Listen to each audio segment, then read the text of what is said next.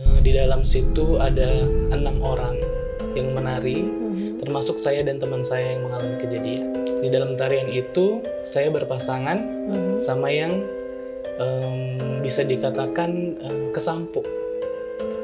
Kesampuk itu Dalam arti istilah kata Melayu, kesurupan, kerasukan. Iya, benar. Jadi waktu saat saya menghadap ke teman saya yang awalnya tuh cantik karena di make up sedemikian rupa seperti putri, disanggul, gadis-gadis yang cantik. Tiba-tiba yang saya lihat adalah sosok wanita yang rambutnya acak-acakan, mukanya hitam, matanya merah, dan dia tidak tersenyum memiliki taring. Jadi ibarat kata kami nari tanpa ada chemistry.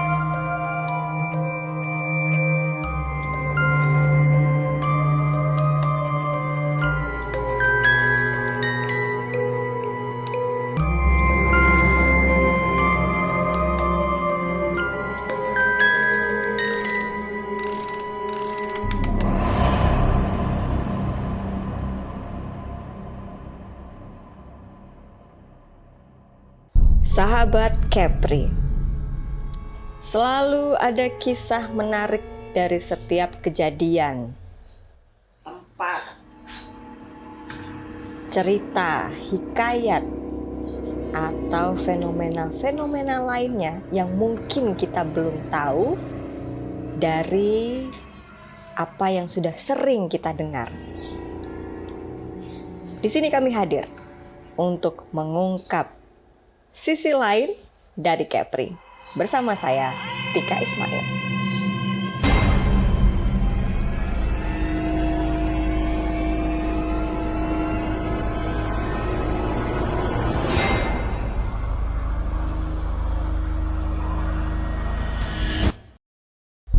Sahabat Kepri, saat ini saya tidak sendiri.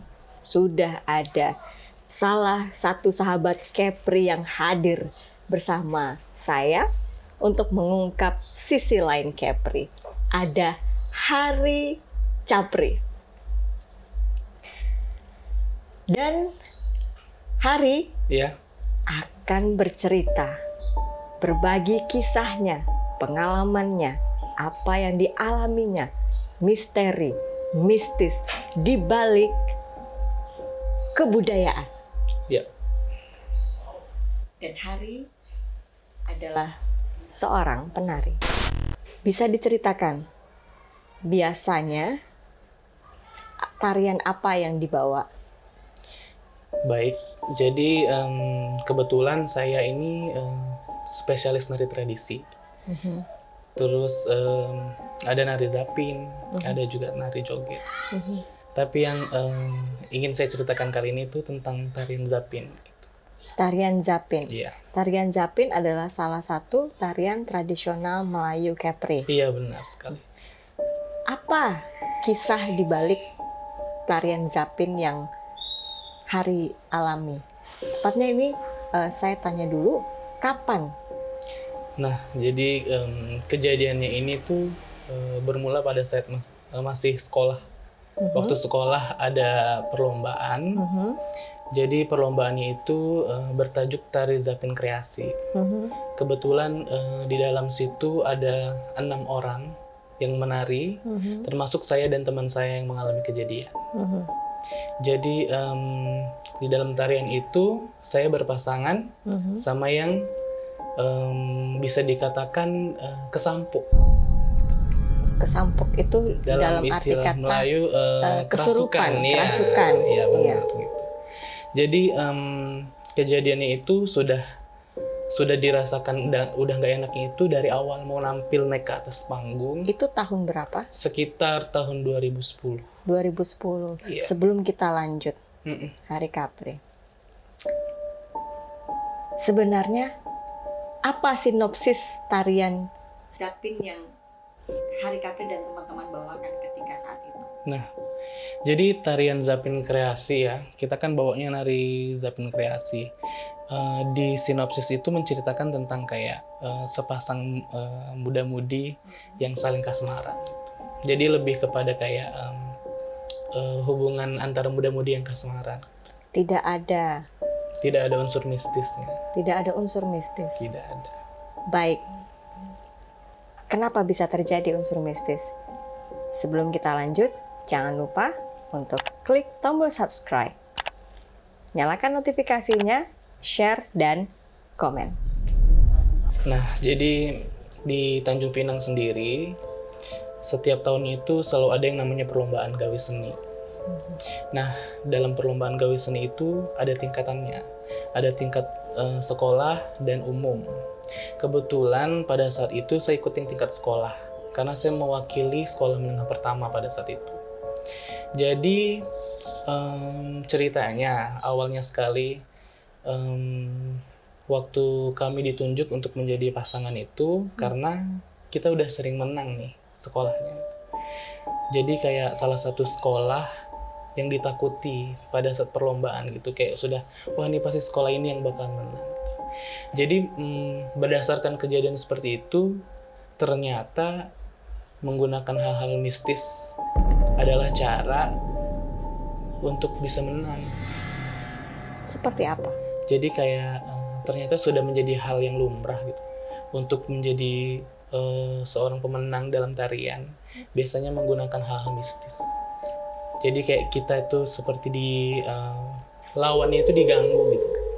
Diganggu dengan bisa jadi grup lain atau orang-orang yang kurang senang dengan sekolah kita yang selalu juara gitu. Ada prosesi ritual yang dilakukan. Gitu. Nah gitu.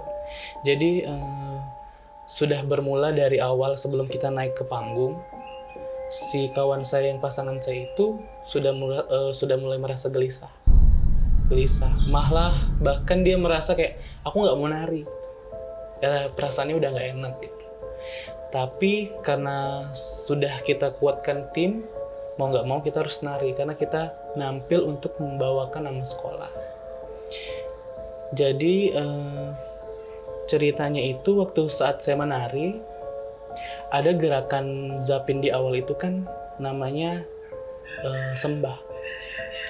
Sembah itu masih belum ada sesuatu hal yang mencurigakan gitu. Setelah gerakan sembah itu ada namanya gerakan bunga alif. Nah, gerakan bunga alif itu kami saling berhadapan. Dari awal kita madep depan, kemudian kita saling berhadapan. Nah, itu adalah awal mula kejadian. Jadi waktu saat saya menghadap ke teman saya yang awalnya tuh cantik karena di makeup sedemikian rupa seperti putri, disanggu, gadis-gadis yang cantik. Tiba-tiba yang saya lihat adalah sosok wanita yang rambutnya acak-acakan, mukanya hitam, matanya merah, dan dia tidak tersenyum memiliki taring. Kalau kita bahas mungkin kayak Gundurwo, tapi wanita. Pokoknya seram sekali tuh.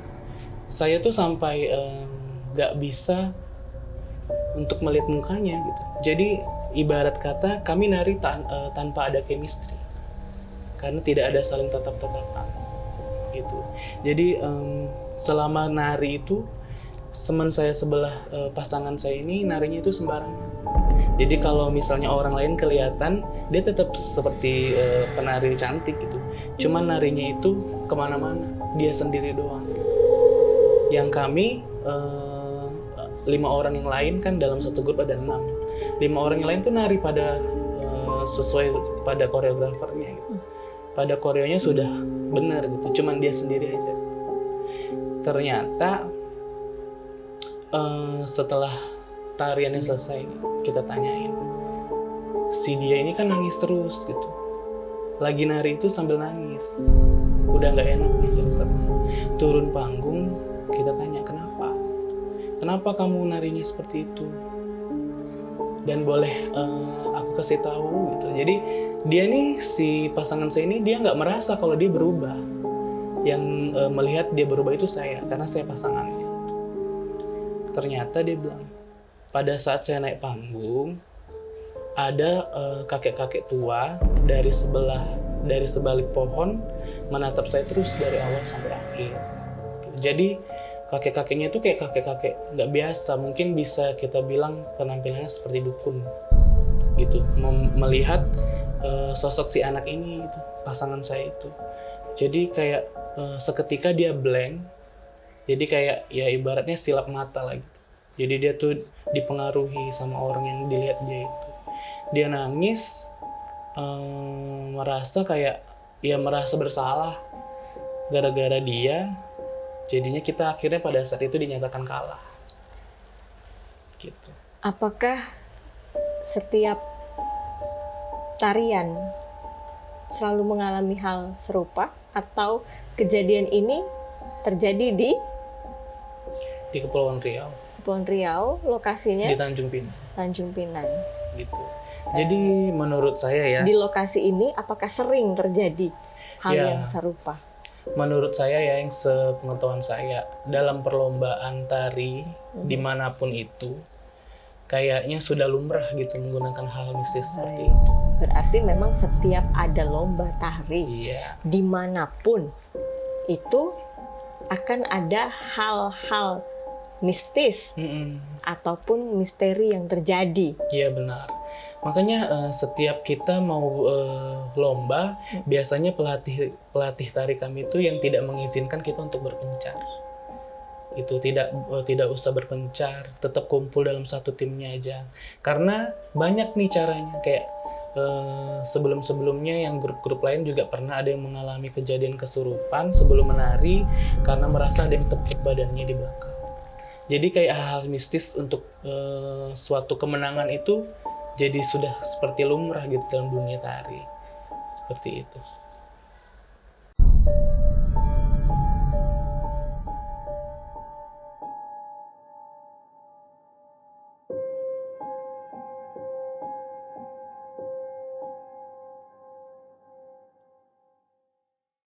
Setelah kejadian yang dialami oleh pasangan tari Anda, pasangan menari Anda, apa yang terjadi?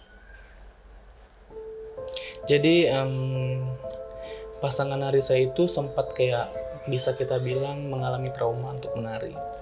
Jadi dia takut karena takutnya tuh malah menjadi lebih dari yang dialami sebelumnya itu. Apalagi pada saat itu dia masih SMP kan, masih anak-anak. Pasti yang namanya anak-anak kalau udah ngelihat yang kayak gitu pasti takut. Tetapi ya karena satu tekad kita untuk tahun selanjutnya harus malah lebih bagus lagi dari tahun sebelumnya. Karena dia salah satu penari yang bagus, narinya tuh bagus. Mau nggak mau kita coba kita paksain. Justru malah kita paksain. Harus untuk ikut lagi gitu mewakili sekolah. Hingga akhirnya sampai sekarang dia masih menari dan juga bisa menerima dan menganggap kalau ya hal-hal mistis itu biasa gitu.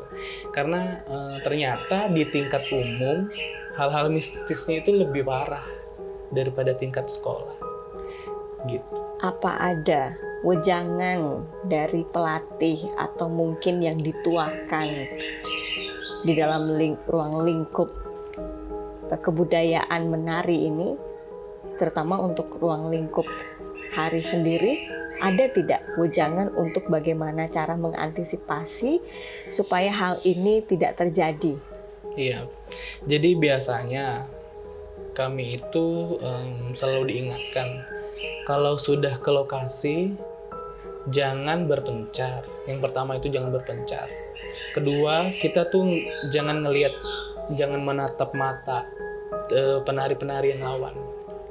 Itu karena itu bisa bikin kita blank. Karena kayak kalau kita ngeliatin penari lainnya itu bisa jadi ada hal mistis yang ditanam dari situ.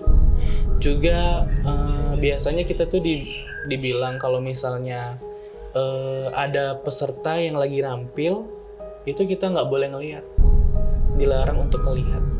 Kenapa? Karena bisa jadi dalam proses mereka lagi menari itu ada hal mistisnya yang lagi diangkat mereka.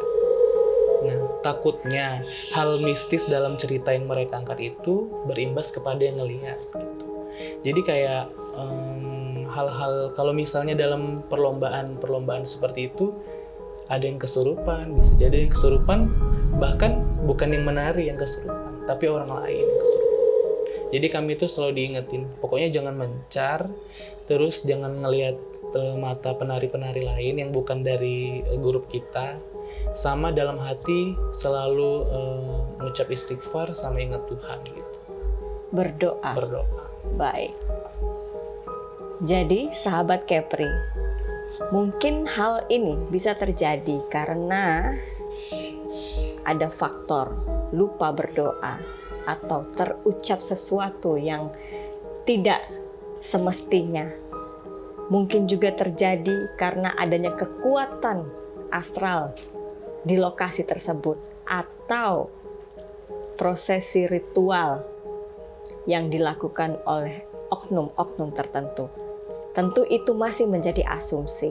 Anda boleh meninggalkan komentar jika memiliki kisah yang serupa atau kisah menarik lainnya, dan jika Anda juga berminat untuk sharing bagaimana pengalaman misteri, mistis, ataupun semua tentang spiritual di balik sisi lain Kepri, silahkan tinggal di kolom komentar.